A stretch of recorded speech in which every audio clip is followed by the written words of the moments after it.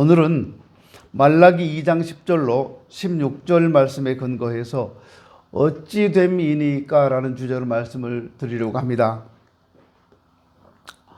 오늘 본문에는 이스라엘 백성들이 하나님께 던진 어리석은 질문 하나가 소개되고 있습니다. 그 질문이 뭐냐 하면 어찌 됨이니까 라는 말이에요. 우리가 쓰는 말로 하면 뭐 때문입니까? 라는 말이에요. 왜 이런 물음이 나왔습니까? 하나님께서 이스라엘의 예물을 받지 않으신다고 하니까 이 백성들이 하나님을 향해서 뭐 때문에요? 라고 지금 질문하고 있는 겁니다. 자기들은 하나님께 제물을 드린다고 드리는데 하나님께서는 그들의 제물을 받지 않으시겠다고 하십니다. 그러므로 여호와께서 다시는 너희 봉헌물을 돌아보지 아니하시며 그것을 너희 손에서 기꺼이 받지도 아니하시거늘 13절에 나오는 말씀입니다. 왜 하나님께서 이스라엘의 제물을 받지 않으시겠다고 말씀하셨습니까? 눈물과 울음과 탄식으로 여호와의 제단이 가려지고 말았기 때문이라는 겁니다. 13절에 나오는 말씀이에요. 왜 눈물과 울음과 탄식이 제단을 가리고 말았을까요? 오늘 본문은 그 이유를 두 가지로 말씀합니다. 그 첫 번째는 형제에게 거짓을 행했기 때문이라는 거예요. 본문 10절입니다. 우리는 한 아버지를 가지지 아니하였느냐? 한 하나님께서 지으신 바가 아니냐? 어찌하여 우리 각 사람이 자기 형제에게 거짓을 행하여 우리 조상들의 언약을 욕되게 하느냐라고 합니다. 이스라엘 백성들은 한 형제라는 말입니다. 한 아버지를 가진 형제라는 거예요. 하나님을 아버지로 모시고 살아가는 형제들입니다. 그런데 왜 거짓말하고 서로 속이냐는 거예요. 형제들끼리. 이 사람들은 그 형제에게 거짓을 행했습니다. 어떻게 거짓을 행했는지 정확하게 나오지는 않습니다만 그들은 형제를 속이고 거짓을 행했다는 것은 분명합니다. 형제에게 거짓을 행하여 형제를 속인다고 하는 것은 언약 백성인 것을 부인하는 부끄러운 일입니다. 왜냐하면 하나님께서는 율법을 통해서 형제를 속여서는 안 된다고 아주 분명하게 말씀하시기 때문에 그래요. 레위기 25장 14절에 이렇게 말씀합니다. 너희 각 사람은 그의 형제를 속이지 말라. 토지를 사고 팔 때 속임수가 있어서는 안 된다는 말씀입니다. 여기서 속이다는 말은 억압하다, 혹사하다라는 뜻을 가지고 있습니다. 이스라엘 백성들에게 있어서 땅은 조상으로부터 물려받은 기업입니다. 그리고 그 땅의 소유주는 하나님이십니다. 그렇기 때문에 이스라엘 백성들은 생명의 위협이 가해질 정도로 힘든 상황이 아니면 땅을 팔지 않아요. 그러니까 땅을 판다고 하는 것은 굉장히 어렵다는 말입니다. 거꾸로 누군가가 땅을 판다고 하는 것은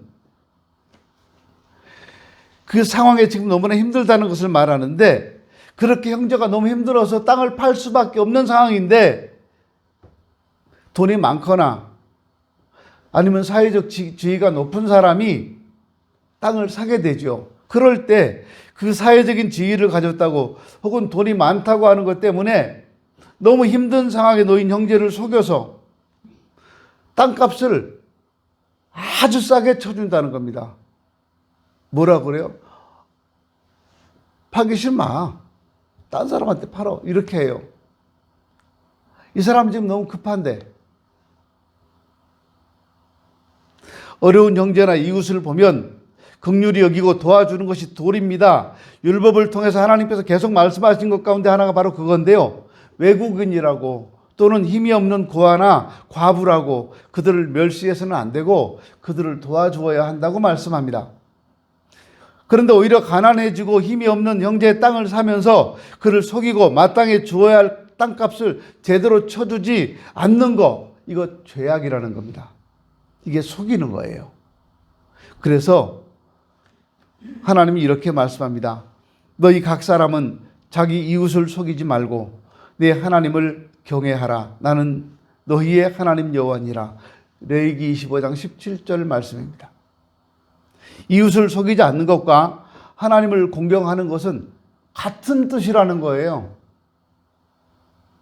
하나님을 공경하는 하나님 백성이라면 당연히 이웃을 속여서는 안 된다는 말씀입니다. 같은 이치로 오늘 본문을 바라본다면 왜 형제에게 거짓을 행하여 조상들의 언약을 욕되게 해서는 안 된다고 했는지 이해가 가죠.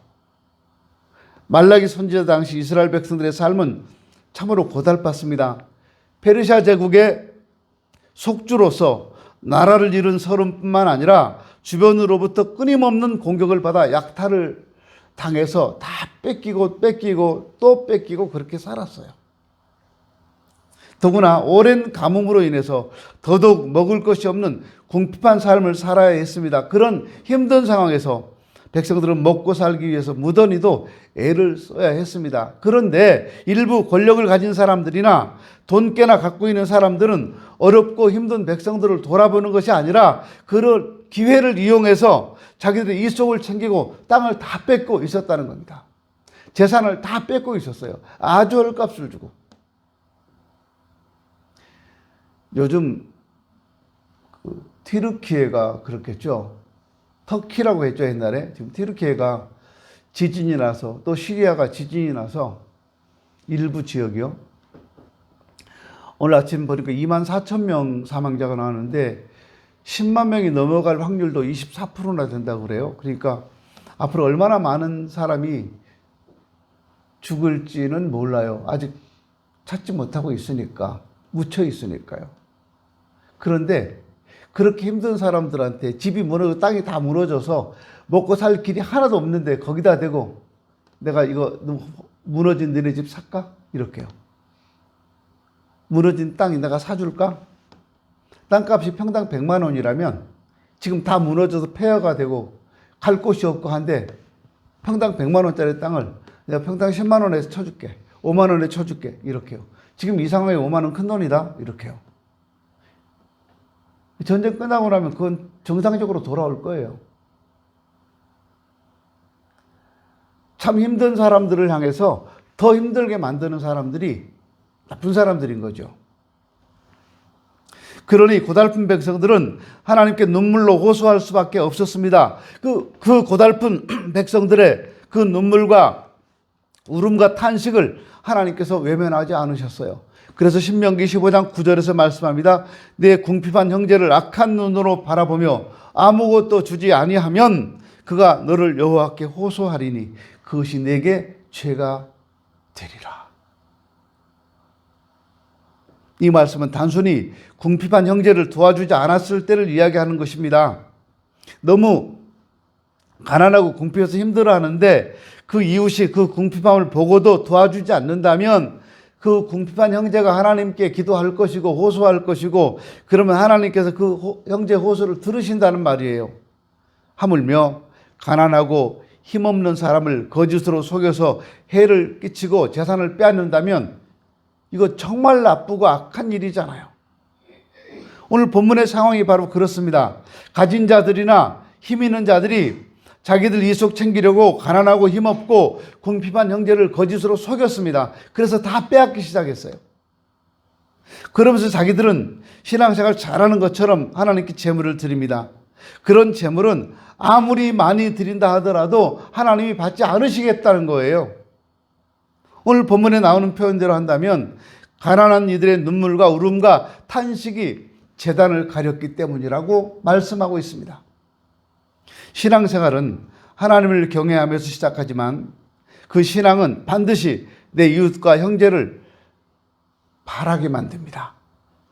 만일 하나님만 바라보고 형제를 바라보지 못한다면 그건 제대로 된 신앙이 아닙니다. 요한일서 4장 20절에서 말씀하신 것처럼 하나님을 사랑한다고 하면서 형제를 사랑하지 않는다면 하나님을 사랑한다는 모든 말은 다 거짓말이라는 거예요.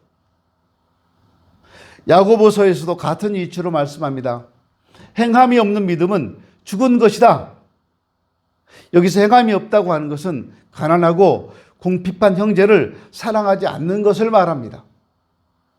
그런 사람이 드리는 예물, 그런 사람이 드리는 제사, 그런 사람이 드리는 예배는 하나님이 받지 않으시겠다는 거예요. 왜냐하면 가증하니까. 그런데도 이스라엘 백성들은 왜 우리 재물을 받지 않으시냐고 지금 하나님께 따지고 있습니다. 하나님께서 분명하게 말씀해 주셨어요. 그 하나님의 뜻을 따르지 않고 형제를 거짓으로 속이면서도 자기들이 잘하고 있다고 착각하고 있는 사람들, 우리가 무슨 잘못을 했냐고 따져 묻고 있는 사람들, 그들이 드리는 제사를 하나님이 안 받으시겠다는 거예요. 그러니까 왜? 뭐 때문에요? 지금 그렇게 말해요. 어찌 때문입니까? 뭐 때문인데요? 라는 말이잖아요. 왜? 무엇 때문에 우리가 드리는 예배를 안 받으시겠다는 겁니까? 뭐 때문에요? 지금 이 사람들은 이렇게 따지고 있어요. 눈물과 울음과 탄식이 제단을 가린 두 번째 이유는 잘못된 결혼 생활입니다. 당시 이스라엘 백성들은 가정을 성결하게 지키지 못했어요. 두 가지 면에서 그렇습니다. 먼저는 시작부터 잘못된 경우입니다. 11절 마지막 부분에 이렇게 말씀하죠. 유다는 여호와께서 사랑하시는 그 성결을 욕되게 하여 이방신의 딸과 결혼하였으니 라고 말합니다. 성경이 원천적으로 이방인과의 결혼을 금지하고 있는 것은 아닙니다. 우리가 잘 아는 것처럼 마태복음 1장에 나오는 예수님 족보에서 그 이름이 언급된 여인들 중 세 사람이 이방 여인입니다. 다말과 라합은 가나안 여인이었고 룻은 모함 여인입니다. 만일 율법에서 이방 여인과의 결혼을 원천적으로 금지했다면 그 여인들은 예수님 족보에 그 이름이 들어갈 수가 없어요. 그런데 성경은 이방 여인과 결혼을 무조건 반대한 것이 아니에요. 이방 여인과 결혼을 반대할 경우가 있는데 그게 오늘 본문과 같은 상황입니다. 오늘 본문에서 이스라엘 백성들과 결혼한 여인을 이방신의 딸이라고 말합니다. 이 말은 이방 우상의 신전에 봉사하던 여인이라는 뜻도 있지만 더 넓게는요, 우상을 섬기는 악한 습관에 찌들어 있는 여인이라는 뜻입니다. 우리가 믿지 않은 사람과 결혼을 기피하는 이유도 이거예요. 믿지 않은 세상 사람들 습관에 찌들어 있기 때문에 아무리 교회 나가자고 하고 신앙생활 열심히 하자고 해도 잘 안 되는 거예요, 그게요. 형식적으로 한두 번은 나올지 모르지만 몇 번 나오다가 안 나와요. 보세요, 여러분 주변에. 예수 안 믿다가 결혼하고 결혼 조건으로 예수 믿는 사람들이 있어요. 이 사람들이 신앙생활 잘하던가요? 잘 안 해요. 근데 신기한 거는요, 남자는 신앙생활 잘하고 여자가 신앙생활 안 했을 때 결혼하면 그 여자는 따라와요. 묘하게요. 근데 남자가 신앙생활 안 하고 여자가 신앙생활 잘했는데 둘이 결혼하면 처음엔 나오는데 나중에 남자가 교회 안 나와요. 교회 나오는 게 벼슬이 돼요, 벼슬이. 나 그럼 교회 안 간다? 이렇게요. 아내가 조금 기분 나쁘게 하면 나 그럼 교회 안 가. 이렇게 말해요. 아, 그거 얼마나 속상한데요. 찌들어 있어서 그래요. 악한 습관에. 나오미와 룻의 경우처럼 이방 여인을 아내로 맞아들여서 하나님을 진실되이 섬기는 사람으로 만든다면 뭐 괜찮겠죠. 그런데 말라기 선지자 당시 이스라엘 백성들은 이방 여인들을 아내로 맞아들여서 자신들이 우상을 따라갔습니다. 겉으로는 하나님을 섬기는 것처럼 보이지만 실상은 이방 여인인 아내를 따라 우상을 섬기는 사람이 되어버린 겁니다. 그래서 하나님께서는 성결을 욕되게 했다고 말씀합니다. 성결이라는 말은 성소라는 말로도 바꿀 수 있어요. 그렇다면 이스라엘 백성들은 이방 우상을 섬기는 여인과 결혼해서 이방 우상을 따름으로 하나님의 성소를 욕되게 했다는 말이 됩니다. 그렇게 이방 여인과 결혼하는 사람만 문제가 있는 것이 아니었습니다. 그들은 어려서 취한 아내에게 거짓을 행했다고 14절에서 말합니다. 너희는 이르기를 어찌 됨이니까 하는도다. 이는 너와 네가 어려서 맞이한 아내 사이에 여호와께서 증인이 되시기 때문이다. 그는 네 짝이요 너와 서약한 아내로 돼 네가 그에게 거짓을 행하였도다. 하나님께서 이스라엘 백성들이 드린 제물을 받지 않으시는 두 번째 이유는 아내에게 행한 거짓 때문이라는 거예요. 우리 남자들 아내한테 잘해야 돼요. 결혼은 단순히 한 남자와 여자가 짝을 이루어 가정을 만드는 것이 아닙니다. 결혼은 두 남녀 사이에 하나님께서 증인이 되어 세워진 거룩한 공동체입니다. 하나님께서는 결혼하는 두 남녀 사이에 맺는 결혼 서약에서 보증이 되십니다. 그래서 결혼 서약을 깨는 것은 곧 하나님과 언약을 깨는 것이 되는 거예요. 잠언 2장 17절은 말씀합니다. 그는 젊은 시절의 짝을 버리며 그의 하나님의 언약을 잊어버린 자라. 조강지처를 버리는 사람은 하나님의 언약을 잊어버리는 사람이라는 거예요. 조강지처가 무슨 뜻인지 아시죠? 좁쌀과 강냉이로 연명하던 시절을 함께 했던 아내를 조강지처라고 해요. 다시 말하면 힘들게 어렵게 진짜 어렵게 살아가던 시절을 함께 어려움을 헤쳐나가고 함께 어려움을 극복했던 아내를 조강지처라고 하는 거예요. 단순히 좁쌀 먹고 강냉이 먹었다고는 아니고 그럼 나 조강지처 될래. 그리고 다가 좁쌀 먹고 강냉이 먹으면 그 조강지처 아닙니다. 이 말씀은 단순히 오늘날 이혼하는 경우에 적용되는 말씀이 아닙니다. 당시 이스라엘 백성들은 자기들의 정욕 때문에 어려서 취한 아내를 버렸어요. 그냥 버리면 율법에 저촉이 되니까 뭔가 아내에게 누명을 씌워서 이혼할 조건을 만들어 줬어요. 이런 남자들의 사악함이 율법을 해석함에 있어서 자기를 마음대로 이혼할 수 있도록 여러 가지 조항들을 만들었습니다. 예수님 시대 이 힐렐 학파에서는요, 이혼할 수 있는 사유에 이런 것들을 명시했어요. 문자로 기록을 해놨어요. 어떻게 해요? 어떤 경우 이혼 대상인지 여러분 한번 생각해 보세요. 여러분 아내가 이혼 대상이면 즉시 손을 들어보세요. 이 얘기를 듣고 손 안 들지 말고 들어보세요. 아침에 아내가 빵을 태웠을 때 빵을 굽다 빵을 태웠어요. 그 이혼 대상입니다. 여러분 아내들은 밥 안 태우세요? 예. 두 번째, 아내가 요리를 하다 불을 꺼들었을 때, 요즘은 가스불인데 옛날에는 나무 이런 걸로 불을 피웠잖아요. 불 꺼뜨리면 이혼 사유가 됩니다. 또 남편이 기르는 개를 아내가 발로 걷어찼을 때, 개를 걷어차면 이혼 사유가 됩니다. 그러니까 여자분들 개 발로 차지 마세요. 또 이거 진짜 나쁜 조항이 하나 들어있는데요. 여러분 지금 아내를 한번 보세요. 얼굴 한번 봐보세요. 옆에 계신 분 아내 얼굴 한번 봐보세요. 부부가 안 오셨나 봐. 예쁩니까? 여러분 아내가? 예. 아내보다 더 사랑스러운 애인이 생겼을 때 이혼 사유가 됩니다. 아, 정말 나쁘죠? 이거 힐렐 학파가 그렇게 명시해놨어요. 근데 아내보다 더 예쁜 여자라고 하는 것을 어떻게 증명해요? 객관적으로. 그 다 주관적이잖아요. 지 눈에 아내보다 이쁘게 보이는 거죠. 우리가 볼 때는 아내가 훨씬 더 이쁠 수 있는데 그렇지 않아요? 여러분도 힐렐 학파랑 똑같은 모양입니다. 대답 안 하시는 거 보니까. 이런 남성 중심 사회에서 힘없는 여성은 늘 남성들로부터 너무 쉽게 이혼을 당하고 부당한 대우를 당했습니다. 하나님께서 결혼이라고 하는 제도를 주시고 가정이라고 하는 아름다운 공동체를 주신 이유는 15절 말씀처럼 경건한 자손을 얻기 위함이었습니다. 이 말은 자식을 낳아야 된다는 말씀이 아니라 가정을 경건하게 유지해야 한다는 말이에요. 근데 남자들은 조금만 자기들 마음에 들지 않으면 이런저런 핑계를 대면서 이혼 증서를 써주고 아내를 쫓아냈습니다. 이런 과정에서 남자들은 거짓말을 지어내기도 하고 거짓된 누명을 아내에게 씌우기도 합니다. 그래야만 아내를 내쫓을 수 있기 때문에 그래요. 심지어는 아내에게 폭력을 가하기도 합니다.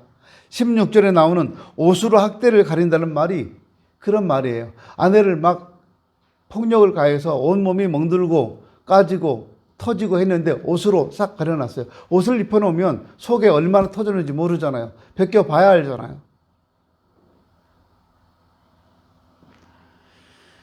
겉으로는 아닌 것처럼 꾸미지만 남들 몰래 아내에게 폭력을 가하고 있어요. 그러면서 이혼할 건수를 만들어내서 아내를 버렸습니다. 그러니까 이혼당한 아내의 억울함이나 원통함이 얼마나 컸겠습니까? 그렇게 억울하게 이혼당한 여인들의 눈물과 울음과 탄식이 제단을 가리고 있다고 말씀하시면서 그래서 너희가 드리는 제물을 받지 않겠다라고 하나님이 선언하신 거예요. 이스라엘 백성들은 하나님께 되묻습니다. 왜요?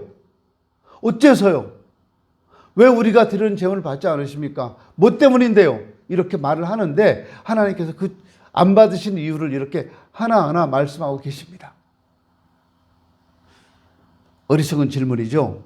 자신들이 하는 행동에 대해서는 전혀 부끄러운 줄 모른 채 하나님 앞에 왜 우리가 드리는 제물을 받지 않으시는 거냐고 지금 따져 묻고 있는 이 사람들의 모습입니다. 그럼 우리는 어떨까요? 우리는 지금 온전한 예배를 드리고 있습니까? 하나님을 인정하지도 않고 하나님께 더러운 떡을 드리면서도 우리가 어떻게 주의 이름을 멸시했느냐고 항변하던 제사장들처럼 우리는 그런 모습으로 예배를 드리고 있지는 않습니까?